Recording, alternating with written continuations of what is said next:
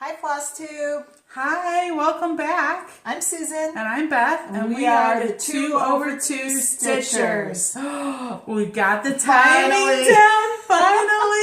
Finally, we have this all set. What is this, like episode 10, I think, 10. or something? Episode 10, so we started out 2021. That's right. In sync. That's right. That's a good thing. That is a very good thing. So, Happy New Year, everyone. Happy New Year. We're glad to have 2020 behind us. We are. And we're ready. Looking for brighter things in 2021. Absolutely. Absolutely. Susan and I have lots of things to share with you today. We're going to go through a little bit of our normal video, some finishes and stitching, and then we're going to break out into organization stuff. So that is going to be part of our video today and our plans for future things as well. So if you're brand new to our channel, we are a channel about cross stitch, of course. If you're brand new, welcome. And if you've been with us for the last 9 episodes, thanks for sticking with us. We are almost approaching, I shouldn't say almost, getting to almost 500 subscribers. We're just about there. So we have decided we're going to do a big giveaway once we hit 500. So if you do like our channel, please hit the like button and please subscribe to us. Exactly. We very much appreciate it, and we love sharing our love of cross stitch with you guys. Yes, we do. We do. We do. And it gives us a good excuse to get together. Yes, it does. It does. And so to that's clean nice. my house. So there you go. So Susan, you've got some finishes to show us, right? I do have some finishes. Hold on. All right. Basically, I've been so lucky because with my job, my current job, I've had 2 holiday days off and then a long weekend. So I've had 2 4-day weekends. Wow. Which means I've gotten nice. a lot done.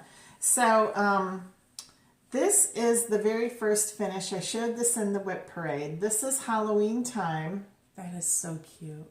And I will have to look up who this is by. Wait, let me look on my cross stitch app while we're talking.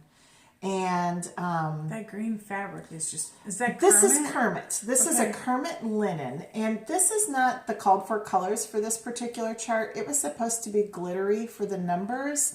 And I don't do well with glitter. So I just did this. Now, the funny thing about this is I bought a clock to put this in from TJ Maxx on clearance. It was broken. The lady thought I was crazy buying it. And I thought, oh, this is going to fit perfect. And I measured it, except I measured the back side. And the back side is 6 inches across, which fits this. But the front outer facing of the clock is 5.5.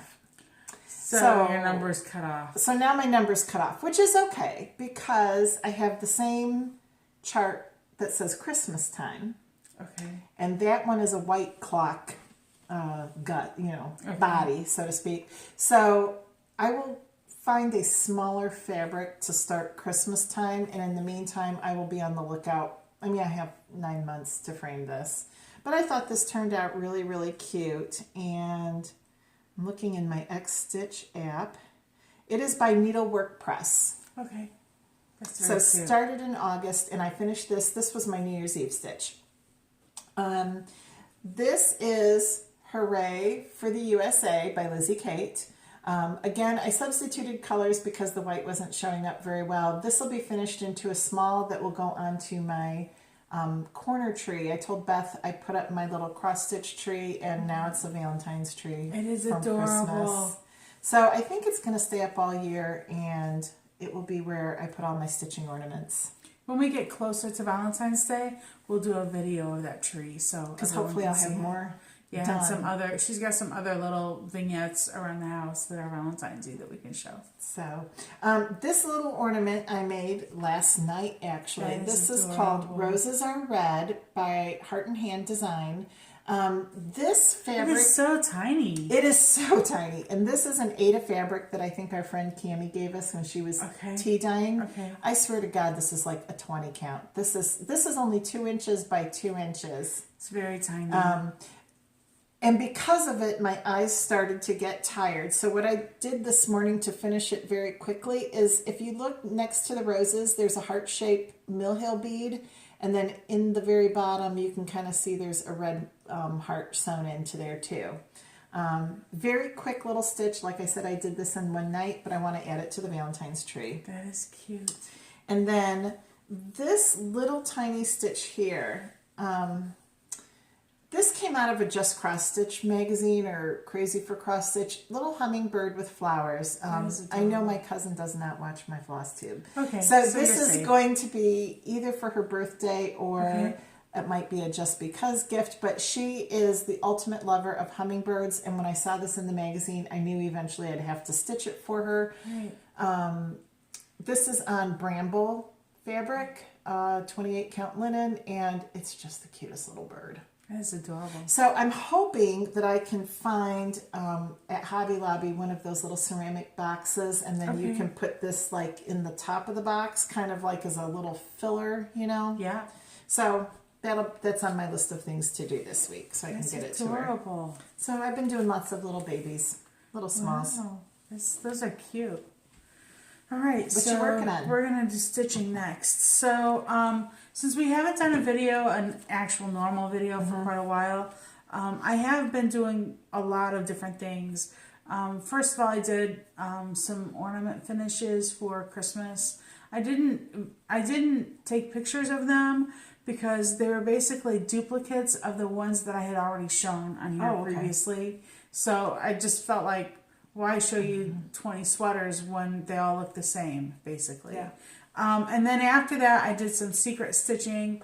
Our little local group, we have a 2020 challenge thing going, and I made some smalls for gifts for winners of that. Oh. So I'm not showing those yet. I'll probably take pictures and show them after the recipients have been given those.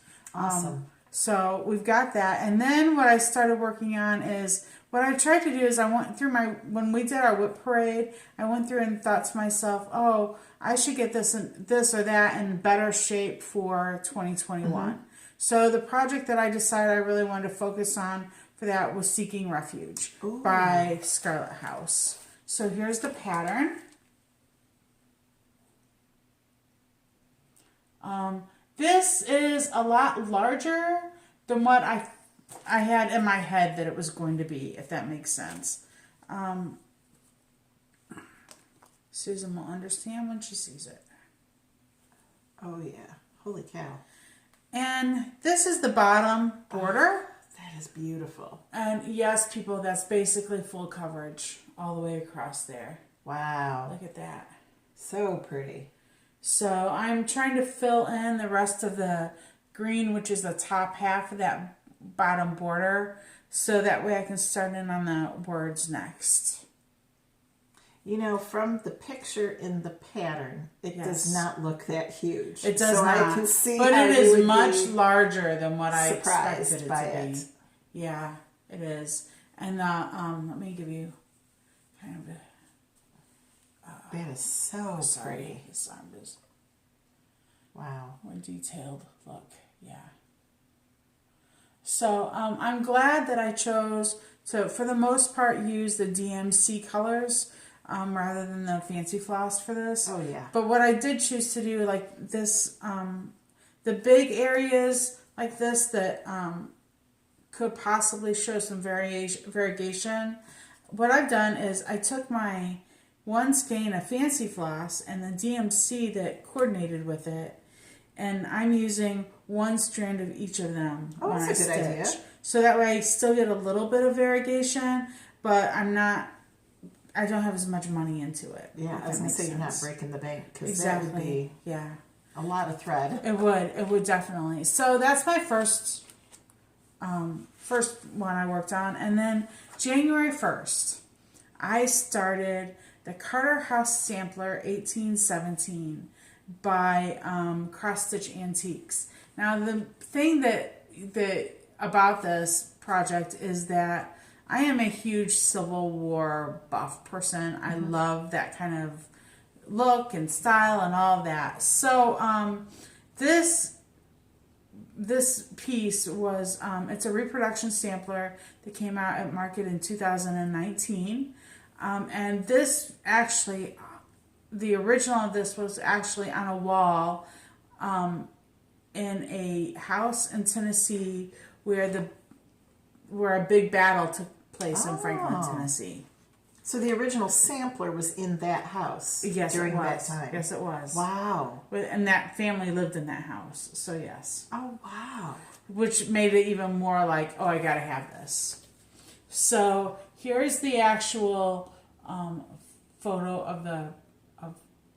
of this pattern. I'm sorry, I'm trying to get it out. With even the family in it, huh? Yeah, and there's kind of a close-up a little bit of what it looks like. You can see the original is here, and this is what the reproduction will look like. So I'm stitching this on a piece of 36 count vintage meadow rue. I started on January 1st, and I have put about 1,400 stitches in it. Oh my gosh. I have the entire bottom done. Ooh. It's kind of a browns and blue kind of palette. That's pretty.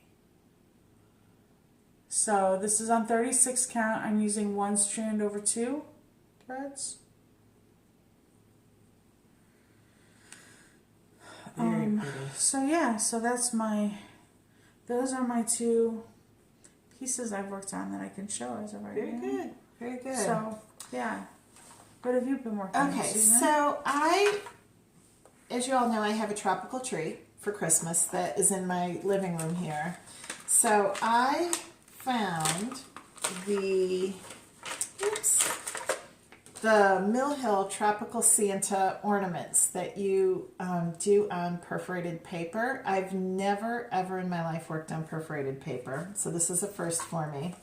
That's adorable. Here is my progress. I started him Christmas Day and have been working. So you can see his arms, his shirt, his little board shorts were heavily beaded, which I said to Beth, I'm not used to doing this beading and I'm not used to this chart. Like real quick, I'll flash it. See how I have to yellow it and then go back because it's very confetti colors and I usually don't stitch that. I know that I will love him when he's finished, and I'm just going to keep persevering. I do have the other ones, which is Hawaiian Santa and Christmas Island Santa. This is Tahitian Santa, or a little... So I'm going to, for those of you that have never done one of these before, I do them quite frequently, so I'm going to give you a couple of suggestions. If you haven't done one before and you're like, oh, okay, should I try it? Should I not? The easiest thing to do is to do all of the regular cross stitches first and wait and do the beading at the very end. Because if you wait and do the beading at the end, you don't get your other threads caught on the beads as badly. Good to know. Which helps a little bit. And So- it also keeps you from having to switch out from your normal needle to your beading needle so often. That would have been good. Yes. Not that I dislike this, Right. but like let me show you guys. Like I got a little cookie sheet and I've been Yeah. keeping everything in here. I do have one of these. I'm gonna hold it up because see that purple thing in there? That's like a bead holder. It's like a sticky thing. It's a godsend. Like the beads haven't gone everywhere. Yeah. And I don't know where I got that. I just found it in my...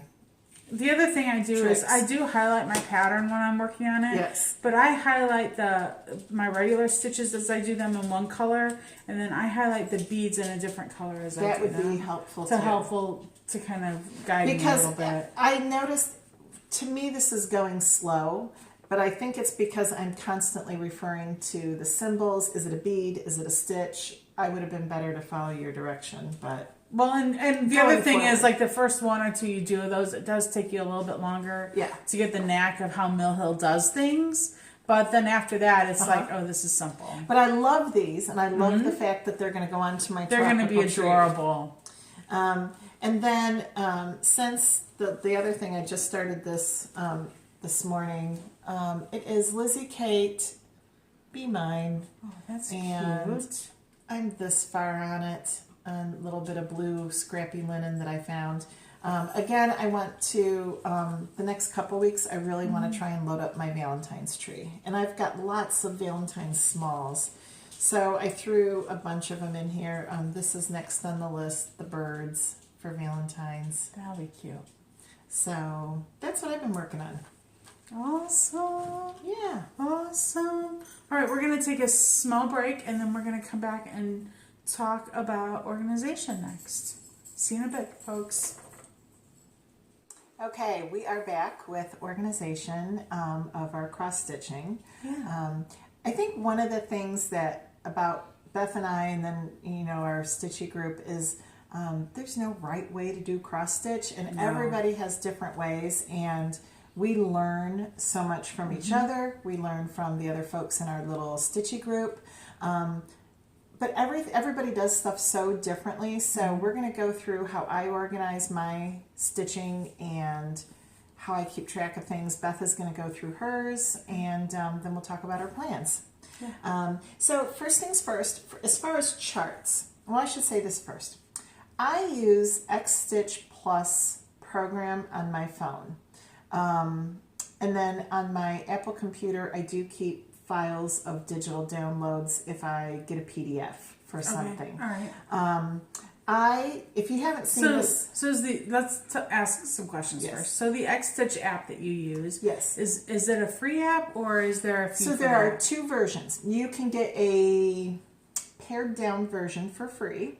Okay. You can get an expanded version for $9.99 a year. I have the $9, $10 one a year.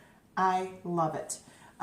I originally used the app because when I was traveling for work and I was going to different cross-stitch stores, I never remembered what I had at home. And then I was buying two of the same chart. So I started organizing my charts in this. I'm going to show you the front page of this for those of you who have never seen. It says X Stitch, and then you can see where it talks, it's got little icons at the bottom, and then in the center portion, it says like journal entries, charts, and kits. I will say this, I know 100% of my charts are in here, and it says I have 671 charts, which is crazy. But that does not include like magazines and such, No, right? it does not include magazines, and it does not include, I did put some of my hardcover books in here, but very few. Got it. But I don't have that many of those. Okay. What I love about this is journal entries. So what the journal allows you to do is you can look at all of your journal entries. You can make a wish list. And so a lot of times if I'm, let's say on Facebook and some of the groups, and I see somebody stitch something, I'll take a picture of their item and then I'll put it into my wish list to look for the chart. So then you've got kitted items, started items, and finished items. So if we look at my wish list, this is kind of what it looks like. Hard to see, but you can see I've got some pictures of charts and then the name of them. The nice part about this is it does organize everything by designer. Okay. And so if I were to type in Lizzie Kate, you could see all of my Lizzie Kate charts. If you go to Long Dog Sampler, you could see all of those. Then you can put in your kitted. What I like is the started portion. So on the started portion, you can see basically all of my whips. And I'm looking at this here in my Hooray for USA. I actually finished that New Year's Eve, so I can go into the app and put the date of New Year's Eve in and click done. I can change it from started to finished. Now what I do in this app, it does not allow you to sort your finishes by year. You would have to look at every project and every date. So what I do, if you can see, trying not to have the Change the name on it, didn't you? I did. I added Hooray for the USA and then I put 2020. Okay. That tells me in my finishes what year I finished it, so that I'm able to keep a count. The other thing I use this app for is, not this past year because of COVID, but the prior 2 or 3 years I entered items into our local fair. I was able to put it does give you places for notes, for linen notes and project notes. So I will put fair entry 2019. Kind of just helps me keep track of it that way. So I do love the journal part of it. Inventory, if you look at the this front section, you can inventory your charts, your threads, your linens, and your beads. I have done a great job doing charts. One of my things for this next year is putting my fancy floss. DMC, I pretty much have the full set, so I'm not going to log that in. But fancy floss threads, I need to put into here. Fabric, I will probably just add, I'm going to call it my nicer pieces of fabric, like good 13, fat quarters or fat halves. Right. I'll probably log those in, but not a lot. It does have a calculator and a shopping cart for you. I just love this app. For me, it works the best. I'm not a stitch counter. So, like Beth is a stitch counter. I'm not a stitch counter. I am. I'm not a stitch counter. So for me, it's just keeping track of what I have. The nice part about this too is that if I put stuff in notes and I'm looking for finishing items, I can just go right on my phone instead of even bringing the piece with me. Right. So I use Xstitch app. So, but that, just to clarify, that does not, you're not keeping your actual pattern there. You're just keeping a picture of the cover photo or what have you. Yeah, I'll either take a picture of the chart, and I would say of the 600 charts I have, I would say 2/3 either have the chart picture or my finished picture. Got it. In it. Okay. And then you can look at... Can you add additional photos other than just the cover photo? No, you cannot. See, as far as I know, you can only add in one photo for each one. So I really try and take a picture of the item when I've finished it rather than the chart, unless it's something I have not done yet. Got it. Okay. So that's how I keep track of my projects. My patterns, I am very much, as you know, a holiday stitcher, an occasion stitcher. So mine are all kept in binders. This is my patriotic binder. I probably have 8 of these binders, and then all the charts look like this. And I put them into plastic pages that then I can just unsnap, pull the chart if I want to do it, like this lovely one from Luminous Fiber Arts. Isn't that cute? I need to do that. My Misty Purcell. But I keep mine all by occasion. I know other people organize theirs by designer. But again, the way I stitch, I'm stitching a season ahead. So like I feel late doing Valentine's because like my Valentine's is up. I'm going to be working on Easter probably, but I'm always trying to stitch a season ahead because I display it. So that's how I organize my charts. My floss, I have, so I don't do bobbins. I do the cheap method of Glad snack bags with the index card.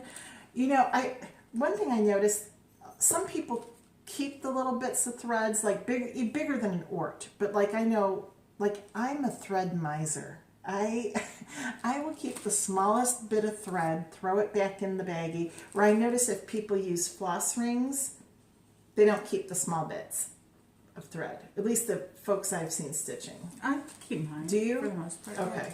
Yeah. As long as it's enough that I can get maybe 10 stitches or something out of. If it's super tiny, then no, I'm not. But for the most part. So these are just photo boxes from Michaels. I have them labeled DMC floss. I have 2 boxes that are fancy floss, and really the only fancy floss I use is Dinky Dyes. I have a separate box of Dinky Dye Silk. And then I use Classic Colorworks. I'm not a huge fan of Weeks because I like a puffier thread, not a thinner thread. So the few Weeks that I do have are mixed in with those, but I basically have A to M and N to Z for fancy floss. So I probably have 10 of these boxes with my floss in it. My fabric is a hot mess. Now, I noticed, this is the thing that I'll notice that most you folks can't see. It looks to me like all your binders are the same color, right? They were until I started getting more charts. So like my Christmas one is in a 4-inch binder. My Halloween's in a 4-inch binder. My summer is in a 4-inch. Got it. These blue ones, like Patriotic, these are only 1-inch binders or 1.5. It's starting to outgrow it. Okay, all right. So... And are your boxes all the same box? Or Yes, yeah. I'm Okay. kind And of... that's what I'm getting. Yeah, Fancy folks. for the most part. Okay. The Fancy Floss has different color, but the DMC boxes are all the same. To be honest with you, the binders, I just go to Goodwill. I'd rather spend my money on stitching stuff than others. So I go to Goodwill to pick up binders. Okay. I always find them there. I have found page protectors, like a package of page protectors at Goodwill. Yeah. So that's what I do. My fabric is a hot mess. Hot mess. And that is on my to-do list. I do have it organized now by Ada, linen, and even weave. Okay. However, when I first got back into cross stitch, I would go to shops and I don't know what I was thinking. I would buy like every scrap of all sorts of stuff. Right now I've realized I have too many scraps and not enough bigger pieces. Okay. All right. So I need to go through and organize. And, like, I'm not saving a piece this big. Does that make sense? Like, what would I stitch on something this big fabric? Well, yeah, okay. Like Like my little bird you my just 1-inch hummingbird. Right, exactly. And then the last thing about organization that I do is finishing. And I've talked a lot in the videos about how I buy everything on sale ahead of time. Let me grab this. Oop. I am very sore. I shoveled our driveway yesterday. I don't know what came over me. Anyway, so like this ribbon here was $6. I got it for 70% off at Michael's for $1.80. It's Christmas ribbon, but I'm looking at light blue, hot pink, and green that I'm thinking I can do Easter, hot pink for Valentine's, and green for Halloween. That's right. So keep your mind open when you're looking for ribbon for finishing. You can always tear stuff apart to have the finishing, but once my craft room is a little bit better organized, I'll do a tour of it for you guys. But I do have like a cubby that is just filled with finishing stuff that I'll spend $3. My daughter and I were at an antique shop and I found this silver plate about this big and it has a lot of filigree and I thought, oh, that'd be cute. And then the lady gave it to me half price and I went, okay, $3 finishing. There you go. So Exactly. that's my organization, and I try to stay as organized. By my stitching chair, I have a cart, one of the Michael's carts. Okay. And then all of my whips are kept in a basket in bags. All right. And that's it. Awesome. Pretty simple. Okay, so mine. What you're about to find out is that there are certain parts that Susan is really good at documenting and organizing and that I'm not so great at, and then there are parts that I'm a little bit more OCD about that, and she's less. Okay, so and partially that is for me in particular. That's because of the house we live in right now. Okay, so I do not have a room that is nothing but my crafty stuff. Right, I have a room in my house that is quote it holds our computer and office stuff. It also serves as a pantry because our kitchen is so little, and there is a little spot for some of my stitchy stuff, but I have way more than what will fit there. So then I have it all over the house and other areas, just like, oh, that can go underneath here, underneath there, whatever. So the first thing you need to know, I'm going to just kind of go through the order Susan did to some degree. So I'm going to tell you about my floss first, okay? So I have those of you that have been stitching forever, those clear plastic, longer containers that we all used to use to bobbinate and hold our bobbinated floss. I have 8 of them. Wow. Full of just DMC only. Okay? However, I am trying to transition from that to having them all on floss tags, right? So as I use them, I'm then putting them on a floss tag and on a ring, and those are just in a bag right now because of the transition process. In addition to that, I have gallon-sized Ziplocs with the other kinds of floss in it. So I have one for Weeks Dye Works floss. I have one for Classic Colorworks. I have one for Gentle Arts. I have one that's got all of my silks in it. Dinky dyes, whatever kind of silk I've got. Because I don't have that much of a silk collection, really. Eventually, I will have all of those on floss tags as well. But I can't really get myself dedicated to spending time doing that when I really just want to sit and stitch. And when I don't have a place to like hang them and make them look pretty yet, right? Yeah. So it's it's a tug of war a little bit inside for me. I'm looking at your list here to make sure I don't forget anything. So as far as fabric goes, I have one of those long, it's about this high and way long of those totes that you can buy that people often use to put under their bed. That is so stuffed with fabric that I almost have to sit on it to get it closed to put it back. Okay? And it is not organized in any way, shape, or form. I just throw it in there. Okay. And some of it because of, like, some of it I have bought on Stash Unload or what have you, and people have sent it. I will say this, no matter if you're a shop, you're on Stash Unload, wherever you're at, if you are selling fabric, my biggest pet peeve of all is when you put it in the mail to me and you have nothing in there that tells me what it is. Yeah. Like, is that 8 to 18 count or is that 16 count? I know. Is that 32 count linen? What color was that?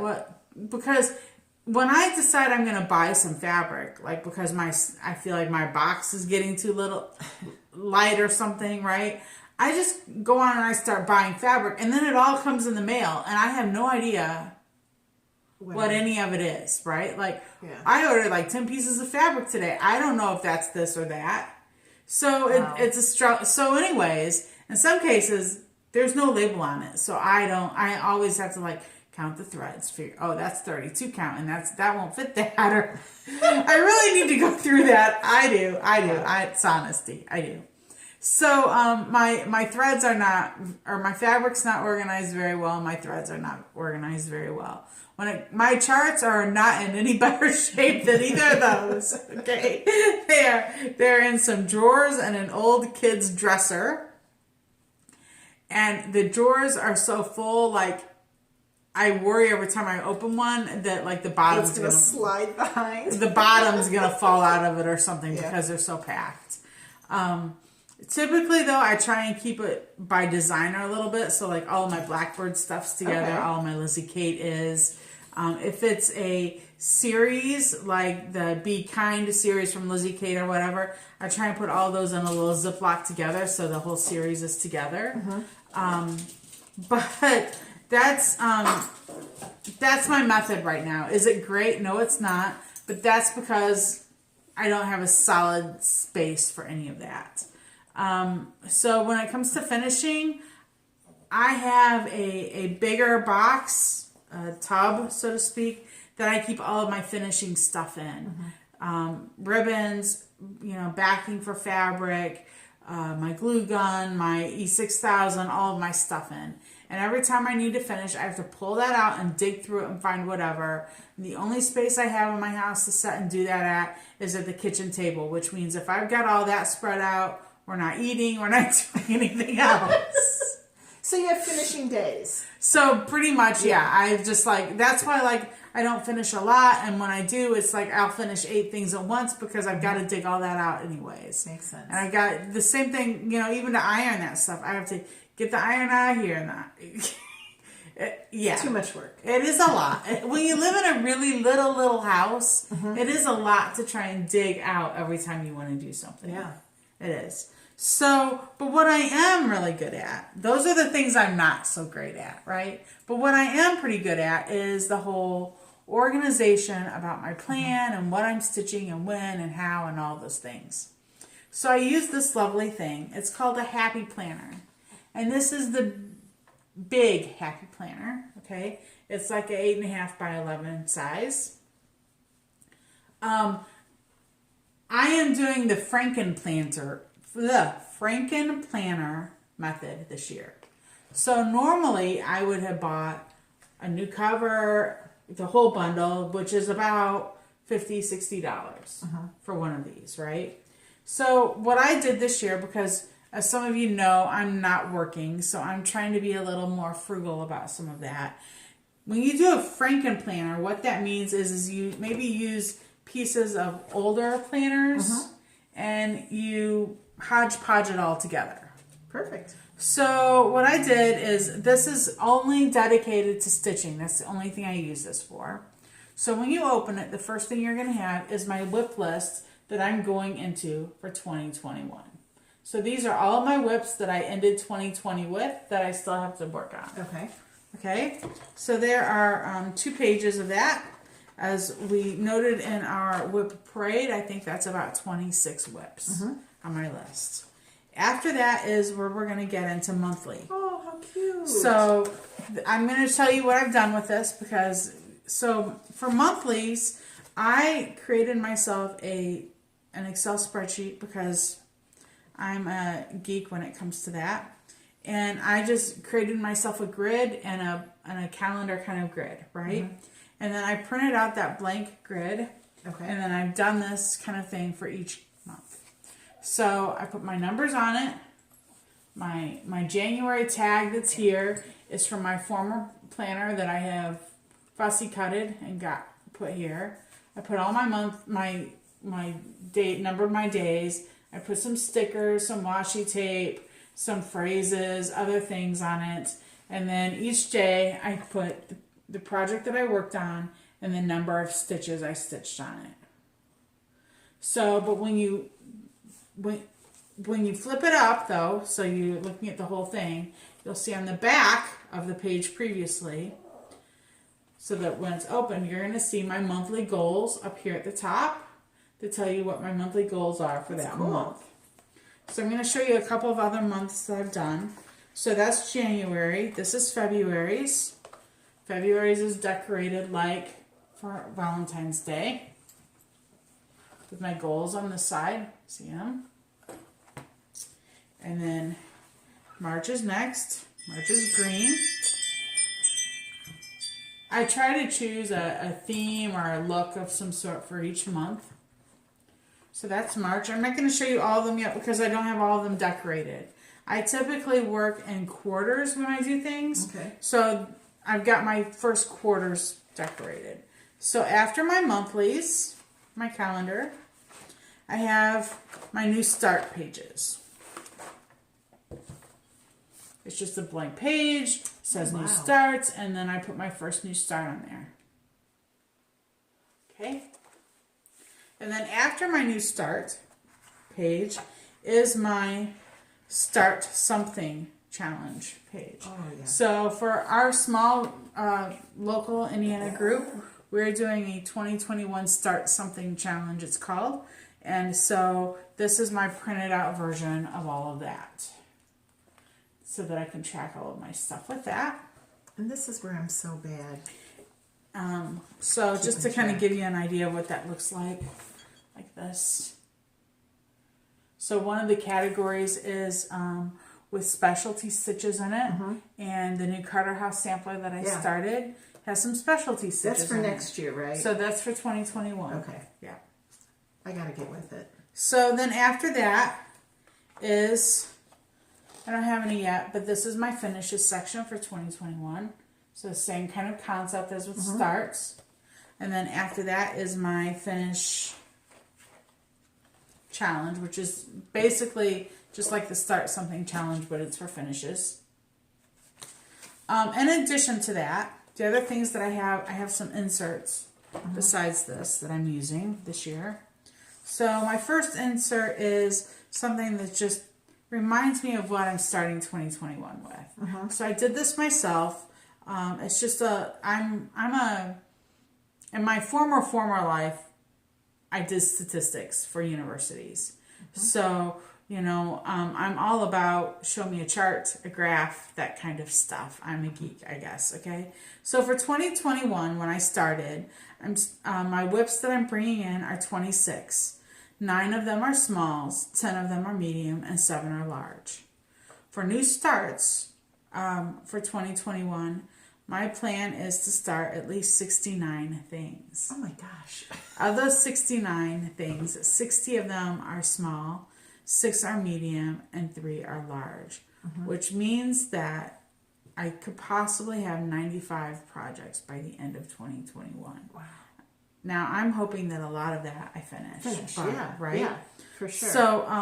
So one of the things, the reason why I did this like this is I am also this year for 2021 participating in the School of Magical Stitches. And there are a lot of different challenges that go on with that.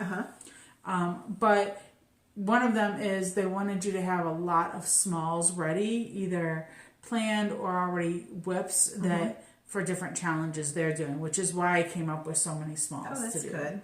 But they're mostly like small ornament size. They're not gigantic. Okay. A small for them is if you add your width plus your height of your project. Let's just say it's 75 by 50, right? Okay. So you add those two together. That's 125. Yeah. Then you divide that by 2. Okay. If that divided by 2 number is 100 or less stitches, then that's considered a small. Got it. So it's not going to be that big anyways. So then my other insert, and the reason why this is just what I wrote on paper so that I could figure out these counts and also do my album that I had to do for Magical School of Stitches for that, is I wrote my list of my 69 planned new starts on here and figured out what the stitch count was to know if they were small, medium, or large projects. So that's my other insert. And then after I did all that, the next thing I did is I figured out what in my head, I kind of have what I think I want my goals to be for the entire year. But I went ahead and figured out then of that what I was going to need for quarter 1 to get there. Okay. So then I created my quarter 1 plans, which we'll talk about in the planning section, which will be the very next thing we talk about, right? So that's kind of how I organize. The only other thing that I'm doing slightly different, I'm doing one thing differently this year than what I've done in the past. Typically in the past, I used a 1-page sheet that I also kept in my planner that had overall information about the new projects I started. My problem with that is I noticed this as a result of Flosstube. When we do our videos, I don't always bring my big planner with me, first of all. And second of all, I didn't want to have to rifle through them every time to figure out what kind of fabric and all that. So I have some of these cardstock books you can buy at Hobby Lobby or whatever. They have the pretty cardstock in them. So I decided I was going to take some of these smaller ones that I had, and I'm going to convert them to what I call a project note card. So on the back of this is my project information. So on the back, I've got the project title, the designer, the stitch count, the fabric I'm using, the start date, and any notes. Like I changed the color, as an example, for Carter House. One of the DMC colors that it called for I couldn't find anywhere. So I changed it to a different DMC color. So those are the kinds of notes, and I'm putting that in my project bag with the project. So that way when I pull it out for us to film a video, I have all the details on it and I don't have to rifle through it. And I can act like I know what I'm talking about for a change. And I will probably need to do that too. Because half the time, the name of the chart eludes me. It's the whole turning 50 thing. And so then I hate to go through my phone in front of everybody. So that's a wonderful idea. Right.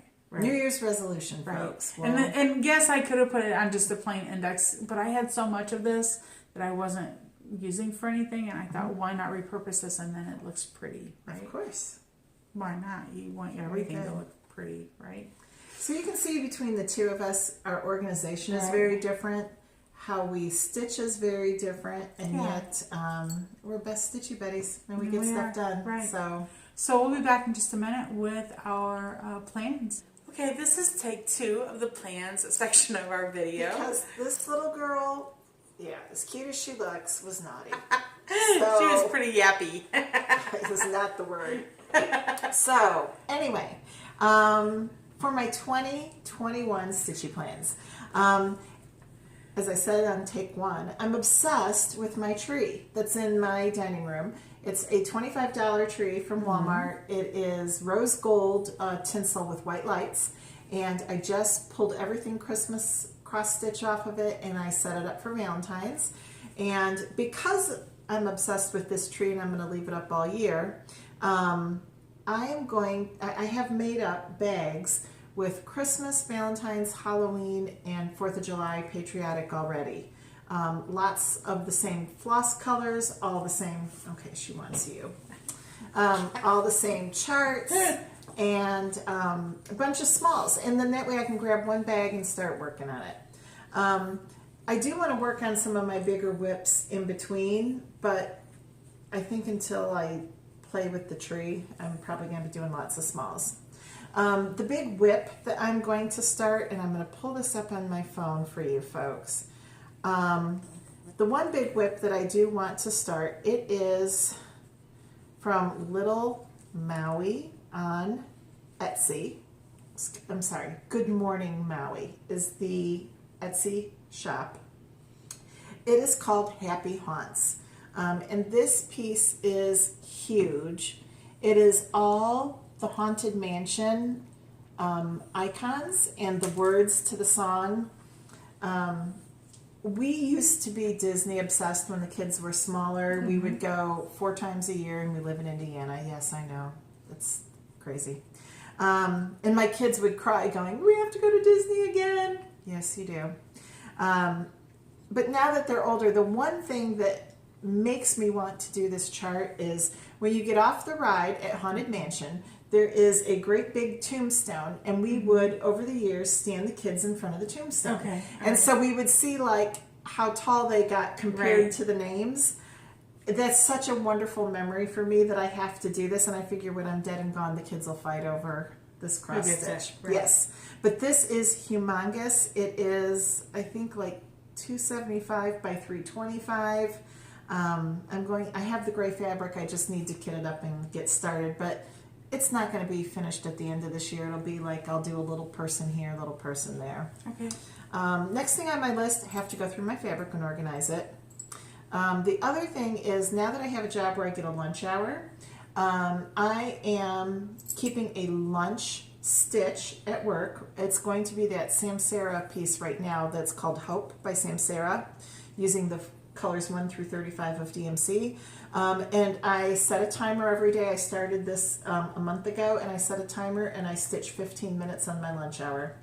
And that's an easy chart to do that way because there's little solid colored pieces like with the leaves and the flowers. So it's easy to start and stop.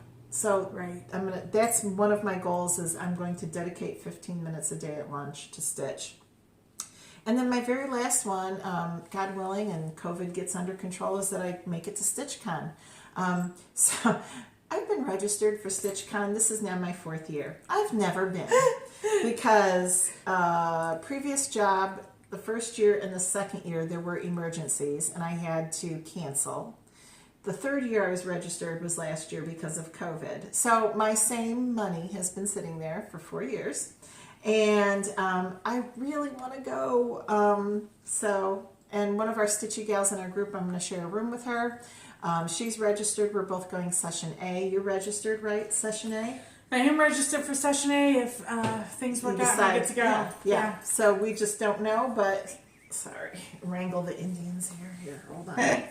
So anyway, that's my stitchy plans. I hope I can get through them. I'm not as detailed as Beth. But that's okay. Everything's different. It all works out. Yep. It all works out. Okay, so my plans. Well, as I mentioned before, I have my overall goals kind of in my head. Like, one of them for me is I started last year the Country Cottage Needleworks Cottage of the Month series. And I have all but 4 of those done. So one of my goals is to finish that series this year. Very good. Another goal for me is I'd like to stitch at least one Prairie Schooler Santa every month. I have never stitched one before. So that's another goal. So I took several of those that were in my head and then I laid out, like I had said previously, what my quarter one plans are. So I'm going to share with you what those are. The first thing was to start the Carter House sampler, which I showed you already today, and I started that. The second one is to start a new constellation by Plum Street. I am starting that. That's what I have planned to start on Inauguration Day on January 20th. Then I also want to start for quarter one the October Cottage of the Month and finish it. I want to finish My Heart Can Rest by Blackbird Designs. I want to finish Eleanor Rigby by Blackbird Designs.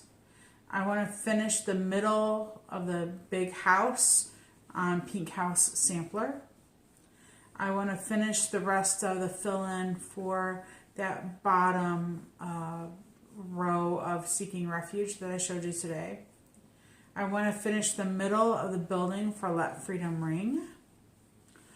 I want to finish Trick or Treats by Barbara Anna Designs. I'd like to finish the beard on Secret Santa. I'd like to finish one page worth of Beckert's Seeds. That's a full coverage piece. I'd like to finish 2 more of the Early American Squares charts. And also finish Autumn ABCs by Lizzie Kate. Those are my quarter one plans. In addition to that, I'd like to get in my first 7,000 stitches on Betsy Ross by Cross Stitch Collectibles for Magical School of Stitches. And so that's kind of my quarter plans. So far, after I've broken them out into quarter one, then I decided, okay, what is it that's feasible for me to do for January, knowing that on top of that, every week I will have Magical School of Stitches homework. So it's starting a Carter House, which I've done already. It's starting the new constellation on January 20th, and it's finishing Eleanor Rigby and finishing the beard on Secret Santa. I really want to get the Secret Santa beard part done only because I'm not so sure I'm going to want to stitch on that in the summer when it's warm out. So right now while we're getting snow and stuff, I thought that would be good to work on. But in addition to all of that, the other thing I'm doing is today I have a new start planned. Ooh. And my new start today is going to be my Prairie Schooler Santa. And I'm going to start with a 1991, which is this one here in the corner that's got the little animals with him. He will be my very first Prairie Schooler Santa I'm stitching. The reason why I chose 1990 is because that is also the year my first child was born. So I thought that was kind of cool. Fitting. Right, and I am stitching this on a piece of 18 count Dove Gray Ada that I coffee dyed. It smells fabulous. It does smell delicious. And yes, it is grungy, and yes, that is the way I wanted it. Because I want these to look old and vintagey when I'm done with them. So I am using all the called for DMC floss, and so I'm starting that today. Yay! So that's kind of my plans and where I'm at, and then I will get they had a weekend stitch project for Magical School of Stitches that my stitches and my Prairie Schooler Santa will count today. Oh, good. For, and then beyond that, I don't know yet. I'll have to wait and see what my homework for Magical School of Stitches usually comes out late Sunday night, early Monday. So I'll have to wait and see what that is. Is that for a week or a month? That's a week at a time. Oh, so wow. It usually goes Monday through Sunday kind of situation. So it could be just one big thing, or it could be 12 different little things, 100 stitches on this and 300 on that, or whatever. It just kind of depends. So whatever it is, you jump through the hoops and you do them. And the thing that I like about that is that causes me to work on my whips much more frequently. Oh yeah. So that's helpful for that. In addition to that, as Susan mentioned in our beginning of our video, we are getting very close to our 5,000 subscribers. Or 500, not, oh my Lord, not Oh dear. No, 500. Wow, I was way off there. 500 subscribers. When we get to 500, we will do a giveaway. We've started kind of chatting about what that might look like. Yeah. I will say this, it will be a giveaway, but it will not be a gigantic giveaway because I would like to be able to then, as we get 1,000 and 2,000 and such, increase that, right? So I don't want to start with something gigantic now that then we can't continue to do better and better with each time. Absolutely. So, but we will do a 500 subscriber giveaway as soon as we hit that mark.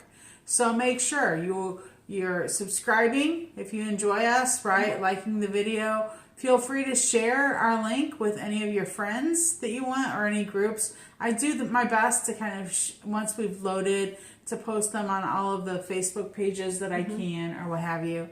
But feel free if you've got a private group or give us a shout out. That would be great to bump us up a little bit. We have noticed a couple of things that you're going to see that Susan and I are going to do more regularly. One of them is film. Is film, right? So what that means is this. We're going to try and we're going to do our very best to film every other Sunday. Yes. So we have filmed today, which is January 3rd, right? Yep, January 3rd. So 2 weeks from now, we'll be back again with our next video. Yep. So we're going to try and do an every other week schedule on Sundays to be more consistent so that you know when to look for us. Yep. Like for me personally, I know that like Brenda and the Cereal Starter do that. And I think Saltbox Stitcher does that as well. And because of that, like I get up that Sunday and I'm excited because I love to watch their videos and I know it's coming, right? So I want to kind of do the same thing for us here so that you know every other week we're going to be here and we're going to be filming. If Susan and I have something we know is coming up on that Sunday, we might get together and film it Saturday, but I'll post it on Sunday. Sounds to good. be more consistent and regular. I'm sure as you've seen already with the whips we have and the plans we've got, we're going to open 2021 up with a lot of fun stitching ahead. I'm not so sure how much shopping I'm going to be able to do, but we're going to do some stitching, that's for sure. Yep. And it's not like we don't have enough. Right. And we're both very hopeful that with a vaccine and everything that COVID's going to get under control a little bit. Yep. And we can start to have some mini, little stitchy sessions here locally for some of us, right? Yep. And get together. And if you do live in Northwest Indiana, or if you would like to join our group to see what all the other members are stitching, our group on Facebook is NWI Needle Nerds. Right. And I will say this, in order to join the group, there are a series of questions you have to answer. And you need to live in this area, though, or be in driving distance. Yeah. If you're in Texas or Florida or California or someplace like that, it's no offense. It's nothing about that. Partially, it's because I am the administrator and the moderator of that group. And believe it or not, people, managing a Facebook group takes a lot of effort. A lot of work. And I just don't want that to be unruly. And mostly what that is there for is to announce like our local events that we're having. So if you're not local and you're not going to be able to come to those things. And pre-COVID, we were meeting at Panera Bread every other Thursday, was it? Or the third Thursday of the month? We were meeting at Panera Bread one Thursday a month. Yes. And we were also meeting at a local library one Saturday a month. Yes. And we had planned on doing some retreat-like things. Yes. Apparently, Ted wants to go on their Poor Ted. We were planning on doing some retreat-like things that would be like for a long weekend, so to speak. And then COVID struck. So, but once again, none of those. I'm not an event planner, folks. So I'm not one of these people that can plan StitchCon and have 300 people at an event, right? For me, an event is, there's going to be 10 or 12 of us or 15 of us, maybe. And we all drive the same distance and we meet at the same McDonald's for lunch. Right, That's about what we do. We call them field trips. Right, and we do, on occasion, we'll offer a field trip and say, we'll take as many cars as it takes, and we'll go to, some local within an hour or two driving distance to some stitchy store or something like that. But I will say this. If you're out and about, if you've got family in this area and you're visiting and you'd like to meet one of us, just message us and let us know. We would be glad to meet you at our local needle workshop or something, or Starbucks and have coffee or what have you. Absolutely. I think about that often because I think about, like, if I were to go on a vacation with family or whatever, let's just say it was down to Florida, Jacksonville area where Saltbox Stitcher's at, like, it would be like my dream to walk in a store and see her there, right? Absolutely. Like, I don't even know. I think I would probably be tongue-tied. I'm going to say this. It's not like it's Tom Hanks or somebody, famous, but in the stitchy world, they're famous to us, right? It's like, oh, you oodle and over their samplers and the things on their walls and the quilts they make and how beautiful everything is. Yep. And you just almost want to just say face to face to them how much you appreciate all the work that they go into. And now that we are Flosstube video people, right? Yes. And we're creating them, we know firsthand how long it takes. Absolutely. It takes a good 6 to 8 to 10 hours for one video for us to get organized and like that. But to load it and edit it and do all the things and magic and fight with Facebook or YouTube because it won't load on the first try and all of that stuff. So for those people that do it like every week, oh my Lord, like Priscilla and Chelsea, I don't know how you do this. We appreciate that would be crazy. Very it much. is really. Very much. So we are very thankful for you, as well as, I know that right now, especially, there are probably thousands of Flosstubers out there, and you choose to watch us, and we greatly appreciate it. We do. And so Ruby thanks you. Yeah, and Ted thanks you. Say hello. So we'll be back in 2 weeks. Sounds great. For our next video. I hope you have a lovely, lovely January. Not too much snow, but enjoy. All right. Happy stitching, folks. Bye-bye. Bye.